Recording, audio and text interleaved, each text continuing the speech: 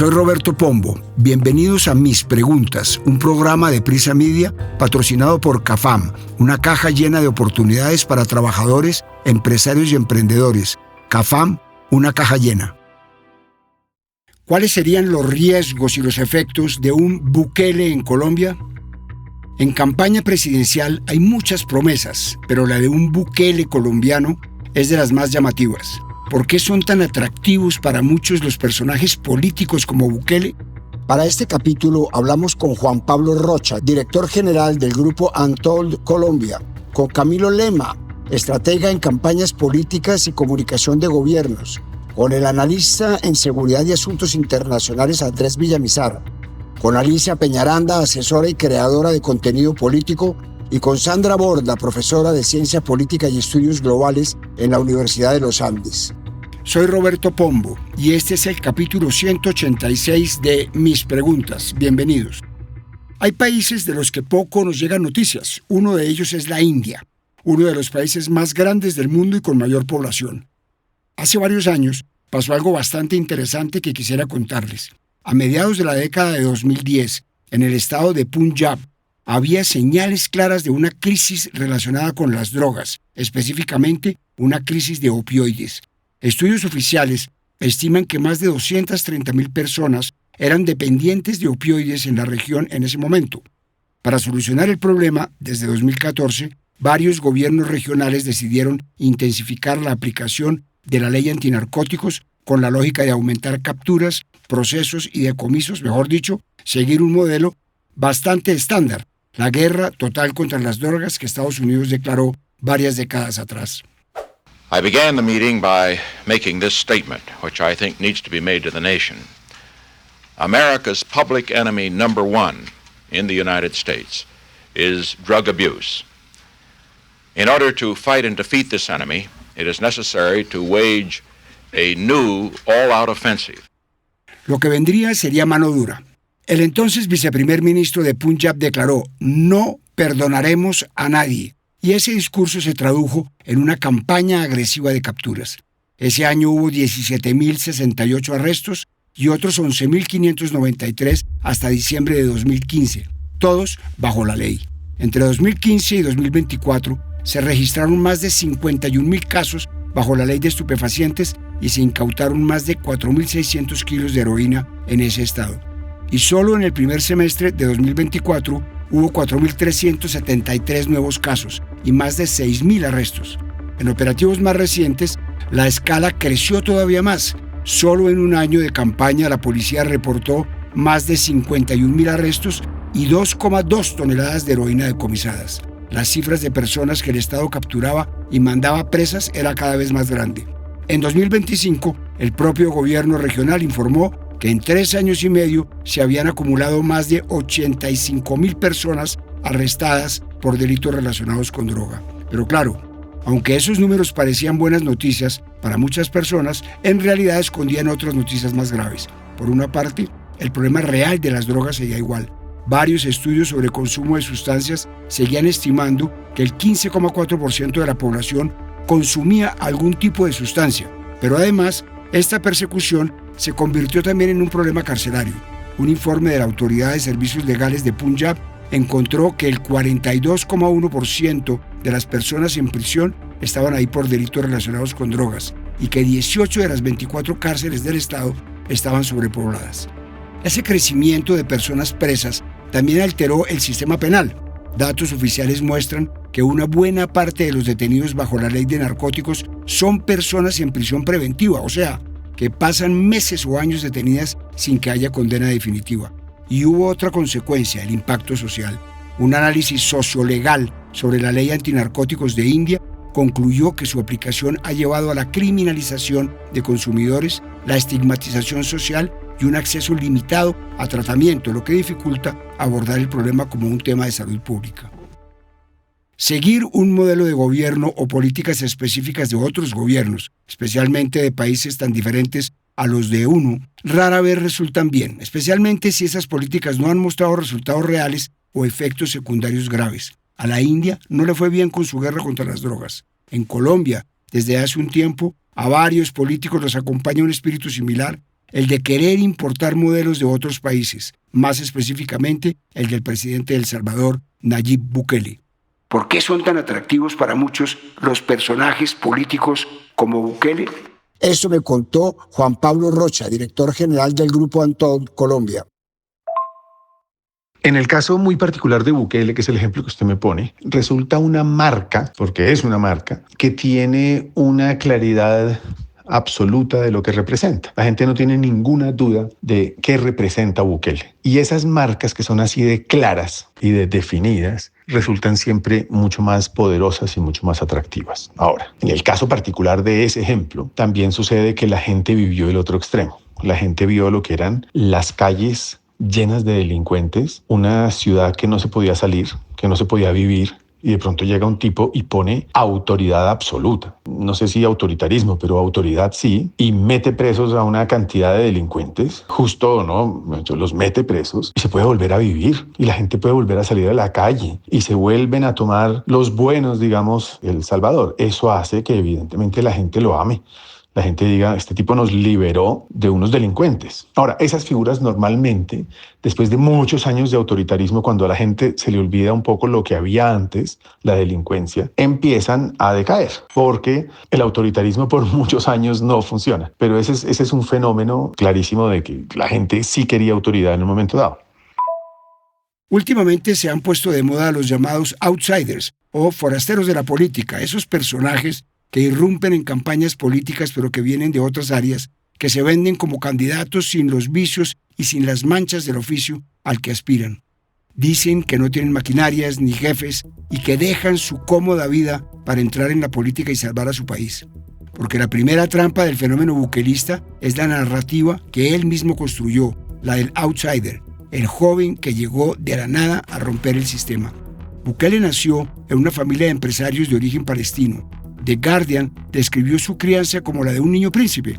A los 18 años abandonó sus estudios de Derecho para dedicarse a los negocios familiares. Su papá, Armando Bukele Catán, era un empresario textil, químico de profesión, dueño de agencias de publicidad y presidente de la única mezquita del país. Pero el Bukele político no nació de la noche a la mañana.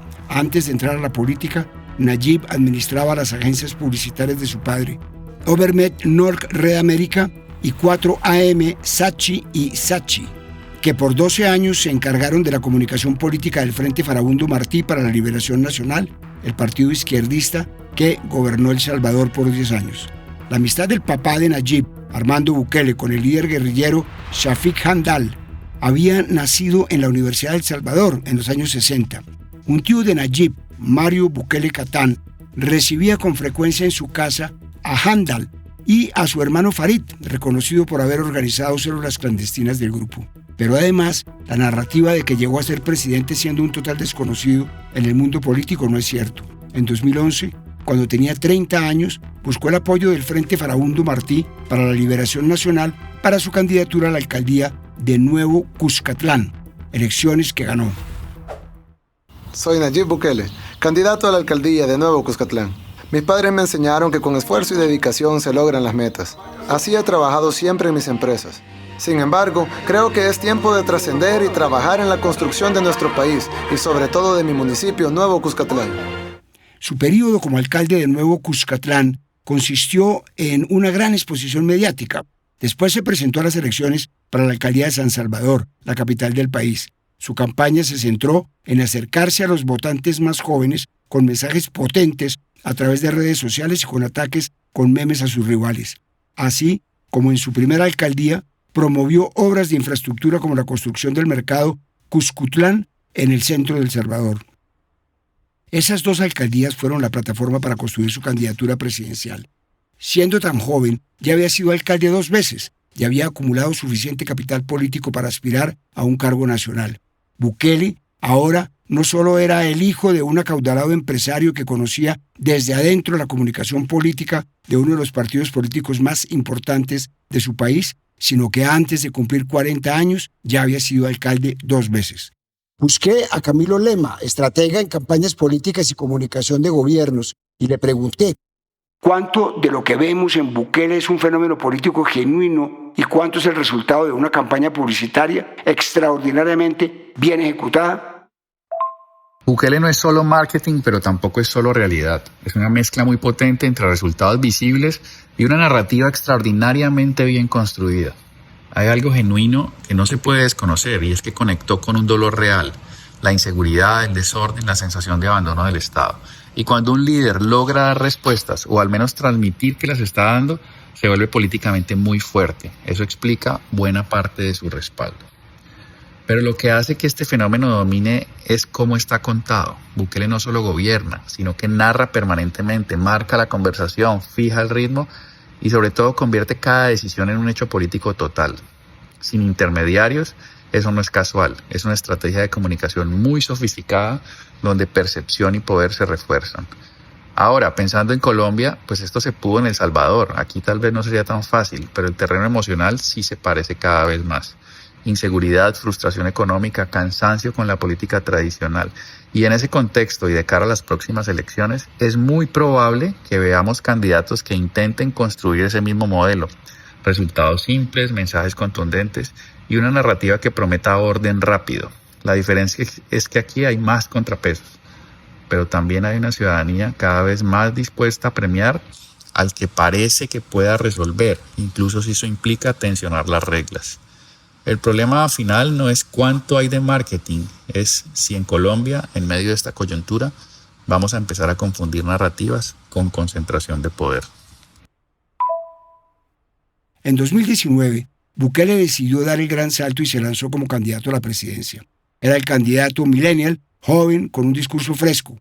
Para ese momento, Bukele ya había sido expulsado del que era su partido, el Frente Farabundo Martí para la Liberación Nacional, por sus movimientos impulsivos y por una pelea que comenzó con el presidente Salvador Sánchez Serén, líder histórico de la guerrilla, y decidió lanzarse a la presidencia con un movimiento propio, el movimiento Nuevas Ideas. Pero esa fue una decisión calculada. Según le dijo a France 24 Valeria Vázquez, analista senior para Centroamérica en Control Risk, abro comillas, Bukele supo leer a la perfección que el cansancio era evidente contra el bipartidismo en El Salvador y que una cara joven, no tan conocida, podría ser lo ideal en un momento en el que los dos partidos tradicionales estaban haciendo muchas cosas mal. Cierro comillas. Bukele aprovechó el momento que atravesaba El Salvador para presentarse como candidato diferente, el que no tenía nada que ver con las estructuras y los políticos tradicionales. Son los mismos de siempre y su vieja forma de hacer política. Ya estamos hartos, pero ahora tenemos la oportunidad de dejarlos en el pasado y mirar hacia el futuro.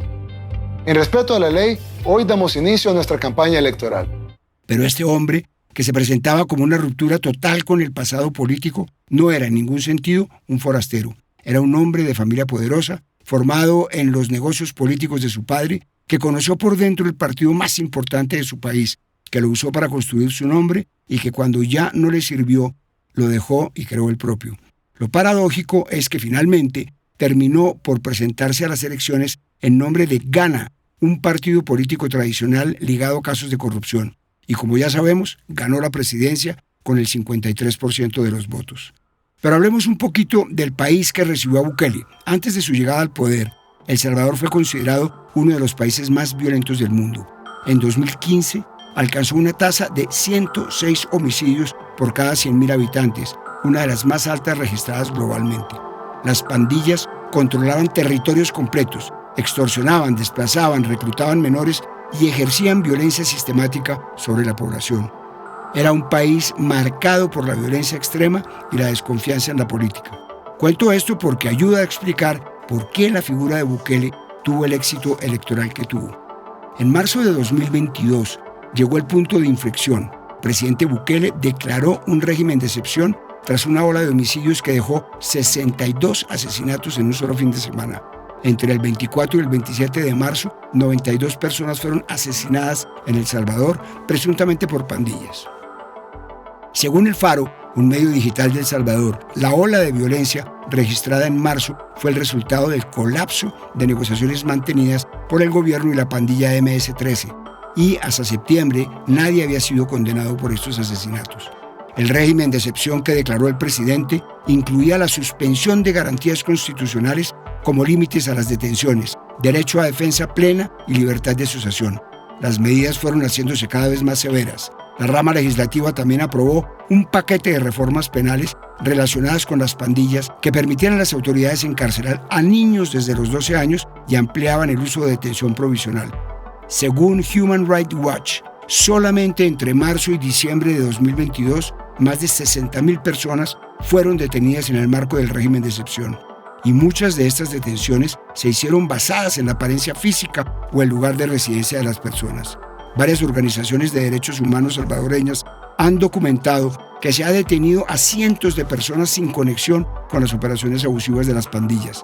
Y Human Rights Watch documentó que la población carcelaria pasó de 39.000 personas en marzo de 2022 a cerca de 95.000 detenidos para noviembre, más de 3 veces la capacidad oficial. Miles estuvieron incomunicados por varias semanas o meses. Personas liberadas describieron condiciones inhumanas, torturas y maltratos. Un detenido relató que al ingresar al penal, los guardias formaron 2 filas para golpear a quienes caminaban hacia sus celdas. La celda tenía capacidad para 30 personas. Había 125. ¿Puede haber seguridad genuina en un país donde el Estado puede detenerlo a uno sin pruebas? Le trasladé la inquietud al analista en seguridad y asuntos internacionales Andrés Villamizar. La respuesta de fondo es no. Puede haber una sensación de seguridad, incluso una reducción real del delito en el corto plazo, pero no hay seguridad genuina cuando el Estado puede detener a una persona sin pruebas y sin garantías. Porque en ese momento la seguridad deja de ser un derecho y se convierte en una concesión de poder del ciudadano al régimen. La verdadera seguridad no consiste solo en que bajen los homicidios o las extorsiones. Consiste en que el ciudadano honesto esté protegido tanto del criminal como del abuso del Estado. Si para derrotar la arbitrariedad de las pandillas terminamos aceptando la arbitrariedad oficial, el problema no desaparece, solo cambia de uniforme. Un país necesita autoridad, sí, pero una autoridad con límites, con jueces, con pruebas y con debido proceso. Sin eso, no hay seguridad sólida, solo hay miedo controlado. Todos esos arrestos masivos llevaron a que las cifras de seguridad de El Salvador disminuyeran muchísimo. En 2023, el país registró 154 homicidios en todo el año, lo que equivale a una tasa de 2,4 por cada 100.000 habitantes según cifras oficiales recogidas por Reuters. El número de homicidios se redujo casi un 70% ese año. Sin embargo, todas esas cifras tuvieron una consecuencia terrible. De acuerdo con Amnistía Internacional, desde el inicio del régimen de Bukele, las autoridades salvadoreñas detuvieron a más de 83.000 personas, amparándose en una medida que se prorrogó más de 33 veces en forma consecutiva, convirtiéndola en una política de Estado permanente. Amnistía Internacional documentó que muchas de esas detenciones se hicieron bajo la imposición de cuotas diarias a los policías, acusaciones anónimas y factores discriminatorios como tener tatuajes o residir en comunidades estigmatizadas por la pobreza. En los más de 60 casos documentados por la organización no se encontraron órdenes administrativas o judiciales que sustentaran las detenciones. En enero de 2023, Bukele inauguró el Centro de Confinamiento del Terrorismo, el CECOT, una megacárcel con capacidad para 40.000 internos. Las imágenes que el gobierno distribuyó de filas de hombres con cabezas rapadas, uniformes blancos, en celdas de hacinamiento se volvieron virales. Para muchos, eran la prueba de la mano dura. Para las organizaciones de derechos humanos, era la imagen de un Estado donde se han perdido los controles propios de una democracia y prevalece la arbitrariedad en un escenario de concentración del poder. La seguridad fue el gancho, pero lo que Bukele construyó en paralelo fue una concentración de poder sistemática, paso a paso, institución por institución. El proceso tuvo varios momentos clave. El primero fue el 9 de febrero de 2020, cuando Bukele entró a la Asamblea Legislativa acompañado de policías y militares armados y argumentando un supuesto bloqueo a su agenda de gobierno, forzaron la aprobación de un crédito internacional para financiar el plan de Bukele contra el crimen. El segundo momento fue el 1 de mayo de 2021, cuando su partido, Nuevas Ideas, ganó mayoría absoluta en la Asamblea, ocupando el 70% de las curules. Esa misma noche, en la primera sesión plenaria, destituyeron a los 5 magistrados de la Sala de lo Constitucional de la Corte Suprema y al fiscal general, y lo reemplazaron con personas afines al gobierno sin seguir los procedimientos de ley. Y un tercer momento clave se dio cuando esa nueva corte, controlada por el gobierno, fue la que 4 meses después declaró constitucional la reelección presidencial que hasta ese momento estaba prohibida expresamente por al menos 6 artículos de la Constitución salvadoreña. Y a pesar de todo esto, según una encuesta publicada en junio de 2025 por LPG Datos, la casa encuestadora de la prensa gráfica, Bukele registra una aprobación de 85,2% de la población, pero además solo el 1,4% de la población consideró que la concentración de poder en un solo hombre es un problema. ¿Por qué estas medidas, aunque sean autoritarias, tienen tanta popularidad entre los votantes? Escuchemos la respuesta de Alicia Peñaranda, asesora y creadora de contenido político. La popularidad de medidas como las adoptadas en El Salvador, las globalmente conocidas medidas de Bukele, no se explican por alguna eficacia objetiva, sino por algo más profundo, su conexión directa con el miedo y el imaginario colectivo de la sociedad. Cuando una ciudadanía ha vivido durante años bajo una amenaza, sea el control territorial de pandillas, sea la amenaza terrorista de la guerrilla, o sea fenómenos como la migración ilegal, en el caso de Estados Unidos, la demanda no es abstracta, es concreta y es emocional. Entonces, cuando un líder ofrece unas medidas rápidas de realizar y que recuperen o que signifiquen un cambio en la vida cotidiana de la gente, pues eso tiene una ventaja política muy grande. Aunque se pueda percibir, no estamos analizando el tinte autoritario o democrático, ni siquiera la eficacia, tenemos que reconocer que resuelve un problema estructural de gran parte de la sociedad de forma visible, rápida y contundente. Es cuando aparece un elemento clave en la estrategia política, que es el talismán, y es un camino expedito, sea la seguridad democrática de Uribe en los 2000, sea el muro que está construyendo Donald Trump, y sea la política de cárceles. Las personas sienten que se les está resolviendo un problema directo que responde a un miedo y a un temor social. En conclusión, la percepción pesa más que la complejidad técnica, y cuando un líder logra alinear acción, narrativa y emoción colectiva, es cuando construye una aparente legitimidad. No sabemos cuánto dure, pero incluso en escenarios polémicos funciona. Lo que hay que preguntarse es qué miedo están interpretando los líderes, qué alivio se está produciendo y qué tan sostenible es en el largo plazo. El fenómeno de popularidad de Bukele no se quedó en El Salvador, se convirtió en un producto político de exportación, y Colombia no es una excepción. Una encuesta de Datexco arrojó que el 55% de los entrevistados dijo querer un presidente como Nayib Bukele en Colombia. En esa misma encuesta, el 67% respondió que estaban de acuerdo con las megacárceles que construyeron en El Salvador. Ann Applebaum es historiadora y periodista estadounidense, ganadora del Pulitzer, y ha analizado bastante el fenómeno del populismo y el ascenso de figuras outsider, especialmente en su libro El ocaso de la democracia. Según Applebaum, muchos defensores del populismo son personas que se sentían outsiders dentro de las propias instituciones democráticas, o que sintieron que el sistema de meritocracia no les otorgó el estatus que merecían. Ella sostiene que los líderes de mano dura no prometen un futuro nuevo, sino un retorno a una estabilidad perdida, real o imaginaria. Utilizan un lenguaje de emergencia para justificar el desmantelamiento de controles democráticos. Y dice que, abro comillas, para el populista de mano dura, las instituciones independientes, los jueces, la prensa, el servicio civil, no son controles necesarios, sino obstáculos puestos por élites corruptas para impedir que se cumpla la voluntad del pueblo. Cierro comillas. Applebaum utiliza el concepto de predisposición autoritaria para explicar por qué los outsiders que prometen medidas drásticas tienen éxito. Estos líderes ofrecen unidad y uniformidad en un momento donde la democracia parece ruidosa y lenta. Los ciudadanos que se sienten ansiosos ante el cambio social rápido se ven atraídos por líderes que hablan de soluciones violentamente simples. La gente se siente atraída por el lenguaje de la mano dura porque promete terminar con la cacofonía del debate democrático.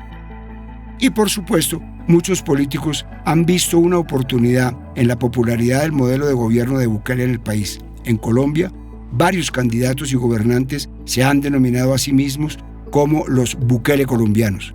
Casi todos también se denominan outsiders y prometen mano dura para solucionar los problemas de violencia y seguridad.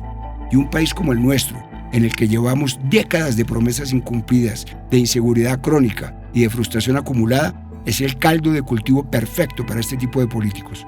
Una encuesta de Envamer Poll hecha en junio de 2025 reveló que el 36% de los encuestados cree que la seguridad es el principal problema del país, especialmente en un momento en el que presenciamos un recrudecimiento de la violencia y en el que el proceso de paz total ha fracasado. Busqué a Sandra Borda, profesora de Ciencia Política y Estudios Globales en la Universidad de los Andes, y le pregunté, ¿qué significaría para Colombia un gobierno como el de Bukele? Yo creo que la deriva autoritaria por la que está pasando El Salvador con Bukele es mucho menos probable en el caso colombiano por varias razones. La primera de ellas es porque las instituciones colombianas y las reglas del juego del Estado de Derecho y de la democracia en Colombia son mucho más fuertes de lo que eran en su momento en El Salvador. Creo que aquí tenemos la Constitución del 91, que es una constitución que se preocupó mucho por establecer un sistema de pesos y contrapesos sólido y un sistema de división de poderes públicos que con dificultades ha logrado sobrevivir al tiempo y ha logrado mantenerse erguido frente a los embates de algunos intentos, llamémoslos semiautoritarios del pasado, que han tenido lugar en Colombia. En segundo lugar, creo que el problema de seguridad que motivó la llegada de Bukele al poder en El Salvador es un problema de seguridad muy distinto al colombiano, y la naturaleza de ese problema, el hecho que fuera mucho más urbano y menos rural, lo que es totalmente opuesto a lo que sucede en Colombia, hizo que, Bukele tuviese más capacidad de articular una base electoral y una base de apoyo mucho más fácilmente alrededor de un proyecto autoritario de lo que podría serlo un candidato presidencial en Colombia. Y finalmente, creo que en Colombia existe una sociedad civil y en general una gran amalgama de actores no estatales que tienen mucho poder y que han jugado un papel fundamental a la hora de proteger nuestro Estado de Derecho en el pasado y lo van a seguir jugando ahora. Por cuenta del proceso de paz, por cuenta del conflicto armado, la sociedad civil colombiana, con el apoyo de la comunidad internacional, también ha tenido la oportunidad de organizarse y de hacerse mucho más fuerte y mucho más influyente con el paso del tiempo. Hace poco, el exalcalde de Barranquilla y director de Portafolio, Jaime Pumarejo, publicó un reel en el que dejaba una reflexión interesante sobre ese deseo de muchos de que aquí se replicara la experiencia del país centroamericano bajo el mandato de Bukele. Decía Jaime que aunque el presidente de El Salvador solucionó un problema muy grave que aquejaba a toda la población, el precio fue muy alto en términos de derechos humanos y libertades.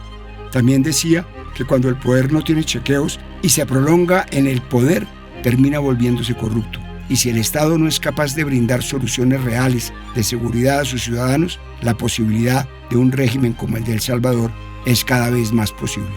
Soy Roberto Pombo y este fue el capítulo 186 de Mis Preguntas. Nos vemos en el próximo capítulo. A partir de este momento, este capítulo de Mis Preguntas queda disponible en todas las plataformas de podcast. Este episodio fue posible gracias a CAFAM, aliado estratégico en el crecimiento de más de 40.000 empresas en Colombia. Dirección: Roberto Pombo. Asesor editorial: Daniel Sampero Espina. Producción: Juan Abel Gutiérrez y Johnny Rodríguez. Guiones: Juan Abel Gutiérrez y Johnny Rodríguez. Postproducción de audio: Iván Ayala.